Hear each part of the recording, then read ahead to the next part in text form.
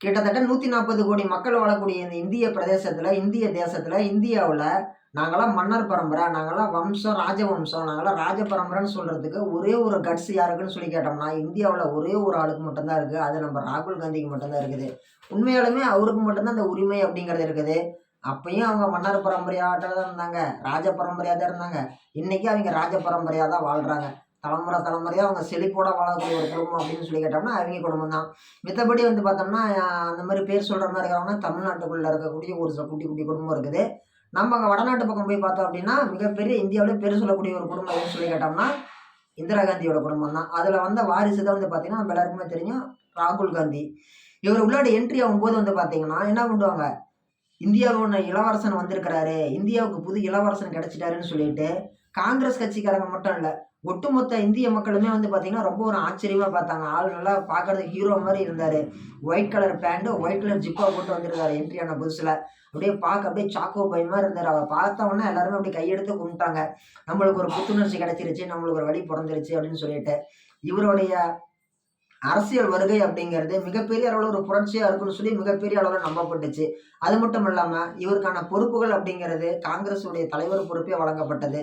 இதுல வந்து பாத்தீங்கன்னா, நெறைய பேர் எல்லாருமே என்ன பண்ணாங்க, ஏகோமித்த அனைவருமே ஏற்றுக்கொண்டு எல்லாருமே வருக வருகன்னு சொல்லி வரவேற்றாங்க.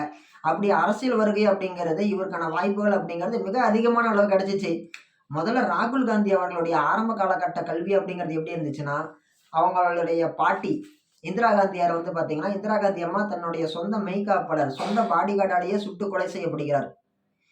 அடுத்த சில ஆண்டுகளிலேயே அவருடைய அப்பா மெட்ராஸ்ல இருக்கக்கூடிய ஸ்ரீபெரும்புதூர்ல குண்டு வெடிப்பின் காரணமா கொலை செய்யப்படுகிறார். படுகொலை செய்யப்படுகிறார்.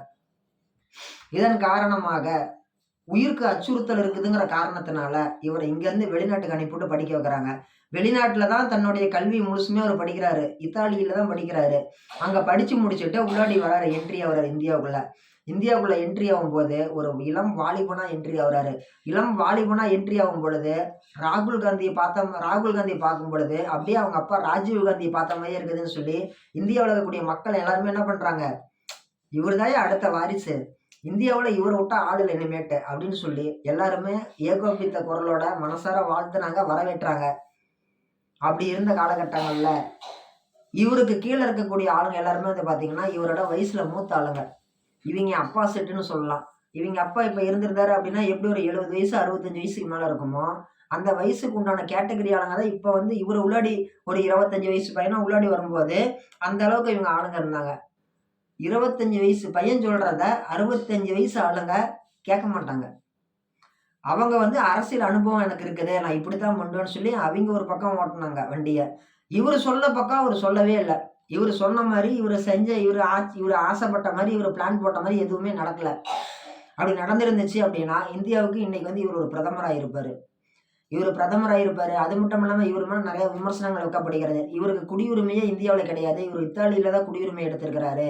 இவங்க அம்மா சோனியா காந்திக்கும் இந்தியாவுல குடியுரிமைங்கிறது கிடையாது. வெளிநாட்டுல இத்தாலியில அவிங்க அம்மாவோட நேட்டிவான ஊர்ல தான் வந்து பாத்தீங்கன்னா, இவங்கலாம் இத்தாலி சிட்டிசன்ஸ், இந்தியன் சிட்டிசன்ஸ் கிடையாது. இந்திய குடிமக்கள் கிடையாது. இத்தாலி குடிமக்கள்னு சொல்லி நெறைய பேர் கருத்து சொல்றாங்க. அது எந்த அளவுக்கு உண்மைன்னு தெரியல. ஆனாலுமே இவருக்கான ஒரு அரசியல் கட்டமைப்பு, இவர் அரசியலுக்குள்ளாடி வருகை அப்படிங்கிறது எளிமையா அமைஞ்சிருச்சு. மக்கள் ஏத்துக்கிட்டாங்க. ஆனா களப்பணி ஆற்றத்துக்கு உரிய தொண்டர்கள் அப்படிங்கிறது நெறைய மாநிலங்கள்ல குறைவாயிட்டாங்க.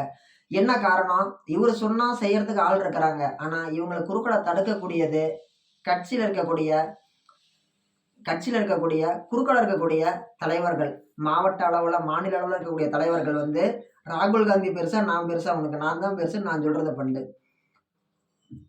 அப்படி சொல்லி கொண்டு போயிட்டாங்க. இவரு செய்யக்கூடிய பிளானிங் எல்லாமே யாருமே சரியா எக்ஸிக்யூட் பண்ணல. இன்னொன்னு, இவரு நம்ம காணொளியில கூட நம்ம நெறைய காணொளி பார்க்கலாம். இவர் வந்து ஒரு காணொளியில வந்து பார்த்தீங்கன்னா, டிரான்ஸ்லேஷன் இவர் வந்து நேட்டிவ் வந்து ஹிந்தி. இவரு இங்கிலீஷ் சரளமா பேசுவாரு. நம்ம தமிழ்நாட்டுக்கு வந்திருக்கும்போது, நான் அப்போதைய தமிழக மாநில காங்கிரஸ் பொறுப்பாளர் கே.வி. தங்கபாலு அவரு வந்து பார்த்தோம்னா, இவரு டிரான்ஸ்லேட் பண்றாரு. இவரு வந்து ஒரு விஷயம் சொல்றாரு. அத அவரு சொல்லும்போது மாத்தி சொல்றாரு. பிரதமர் நரேந்திர மோடி பத்தி இவரு இங்கிலீஷ்ல என்னமோ சொல்றாரு. அதுக்கு தமிழ்ல அவரு வந்து பார்த்தீங்கன்னா, அவரு வந்து உங்களோட எதிரி அப்படின்னு சொல்லி அது ஒரு டிரான்ஸ்லேஷன் அப்படிங்கிறத அப்படி பண்றாங்க. சரி ஓகே. இங்க தான் எப்படின்னு சொல்லி கேரளா போய் பார்த்தோம்னா, அங்கே இன்னும் மோசமாக டிரான்ஸ்லேட் பண்ணுறாங்க. இதெல்லாம் யூடியூப்பில் வீடியோ இருக்குது. ஆதாரம் இல்லாமல் நான் எதையும் பேச மாட்டேன். அடிப்படை ஆதாரம் இல்லாமல் நான் எதையும் சொல்லலை. ராகுல் காந்தி டிரான்ஸ்லேஷன் காமெடின்னு போட்டிங்கனாலே அவர் எந்தெந்த ஊரில் போய் டிரான்ஸ்லேஷன் ஆளுங்களால காமெடி பண்ணியிருக்கிறாங்க மற்ற ஆளுங்கன்னு சொல்லி எல்லா வீடியோவும் இருக்குது. கேரளாவில் வந்து பார்த்தீங்கன்னா அவர் சொல்லக்கூடிய விஷயத்த டிரான்ஸ்லேட் பண்ணும்போது தப்பாக பேசி அவர் பேசும்போது அவர்கிட்டயே சந்தேகம் கேட்டு இந்த வயசான கிளம்புள்ளவங்களும் அவரை ரொம்ப படுத்தி எடுத்துருச்சிங்க. இதுக்கு அடுத்து வந்த காலகட்டங்களில் ஒருத்தர் வந்து அவரை சந்திக்கிறாரு. PK. யாருக்கு வந்த PK? பிரசாந்த் கிஷோர். இப்போ எப்படி நடிகர் ரஜினி நடித்த சிவாஜி படத்தில் எப்படி அமெரிக்காலேருந்து ரிட்டர்ன் வந்த ஒரு நபரா நம்ம நாட்டுக்கு தான் நல்லது செய்யணும்னு சொல்லி நினைக்கிறாரு, அதே மாதிரி வெளிநாட்டிலேருந்து ரிட்டர்னாக வந்த அமெரிக்கா ரிட்டர்ன் வந்து பார்த்தீங்கன்னா பிரசாந்த் கிஷோர். அவர் என்ன பண்ணுறாரு, முதல்ல அவருக்கு ஒரு மிகப்பெரிய ஒரு பிராண்ட் இமேஜ், மிகப்பெரிய ஒரு நம்பிக்கை நட்சத்திரம், மிகப்பெரிய ஒரு சாதனை சிகரமாக தெரிஞ்சது ராகுல் காந்தி அவர்கள் தான். ராகுல் காந்தியை சந்திக்கிறதுக்கு அவர் முயற்சி பண்ணுறாரு, லெட்டர் அனுப்புகிறாரு. அந்த லெட்டர் அவருக்கு போய் சேர்ந்துச்சோ இல்லையோ தெரியல, இல்லை குறுக்கால இருக்கிறாங்களே அதை வாங்கி கிழிச்சு போட்டாங்களா என்னமோ அதுவும் தெரியல. ராகுல் காந்திக்கு அனுப்பிவிட்டு இப்போ ரிப்ளை வரலங்கிறதுனால எதுக்கும் ஒரு சந்தேகத்துக்கோசரம் அன்னைக்கு குஜராத்தோட முதலமைச்சராக இருந்த நரேந்திர மோடி அவர்களுக்கு அனுப்பிடுறாரு பிரசாந்த் கிஷோர். இந்த மாதிரி நான் உங்களை சந்திக்கணும், உங்ககிட்ட நிறைய வந்து தேர்தல் வியூகங்களை சொல்லிக் கொடுக்கணும்னு ஆசைப்பட்றேன் அப்படின்னு சொல்லிட்டு ஒரு கருத்து அனுப்புறாரு. உடனே அவரை கூப்பிட்டு வச்சு பேசுறாரு மோடி. பிரசாந்த் கிஷோர், நீ என்னமோ சொல்லணும்னு சொன்னீங்க, வாக்கண்ணு சொல்லுக்கண்ணு, உன் கருத்தை கேட்கலாங்கண்ணு, சொல்லுக்கண்ணு உன் கருத்தை கேட்கலான்னு சொல்லி பிரசாந்த் கிஷோரை கூப்பிட்டு மோடி பேசுகிறாரு, நரேந்திர மோடி. அப்படி அவர் பேசின வாட்டி பிரசாந்த் கிஷோர் சொன்னதெல்லாம் பயன்படுத்தி மனதின் குரல், அதாவது மங்கி பாத்து, நடைபயணம் போகிறது, அதே மாதிரி சாமி சம்மந்தப்பட்ட அரசியல், பொதுமக்கள் மனசோட தொடர்புடைய விழாக்கள், கிராம சபை கூட்டங்கள், இப்படி எத்தனையோ விஷயங்களை பண்ணி மக்களை கேன்வாஸ் பண்ணி மக்களோட மனசில் இடம் பிடிச்சி அவர் பிரதமராயிட்டார் மோடிஜி அவர்கள். மக்கள் மனசில் இடம் பிடிச்சாரு, மக்கள் ஓட்டு போட்டாங்க, அவர் ஜெயிச்சிட்டாரு. ஓகே, இப்போ ராகுல் காந்தி என்ன ஆனார்? அடுத்து வந்த அனைத்து தேர்தல்களிலுமே கொஞ்சம் கொஞ்சமாக காங்கிரஸ் கட்சியினுடைய பலம் அப்படிங்கிறது கொஞ்சம் கொஞ்சமாக குறைய ஆரம்பிச்சிச்சு. பலம் குறைய ஆரம்பிச்சிச்சு. அப்படி இருந்த காலகட்டங்களில் இன்னைக்கு கூட வந்து பார்த்தீங்கன்னா பீகார் எலெக்ஷன் எடுத்துக்கோங்க, 90 இடம் எடுத்த இடத்துல வெறும் 30 இடம் எடுத்திருக்கிறாங்க. 3ல் 1 பங்கு இடம் தான் ஜெயிச்சிருக்கிறாங்க. கட்சியில் அவருடைய எண்ண ஓட்டங்கள்லாம் ரொம்ப அருமையாக இருக்குது, ரொம்ப சிந்தனைகள்லாம் ரொம்ப அருமையாக இருக்குது. ஆனால் அவருக்கான கோஆப்ரேஷன் அப்படிங்கிறது, கட்சியில் ஒத்துழைப்புங்கிறது முழுசாக அவருக்கு இல்லை. இருந்துருந்துச்சுன்னா இருக்குது அப்படின்னா அவர் நல்லா வருவார், சூப்பராக வருவார், அருமையாக வருவார்.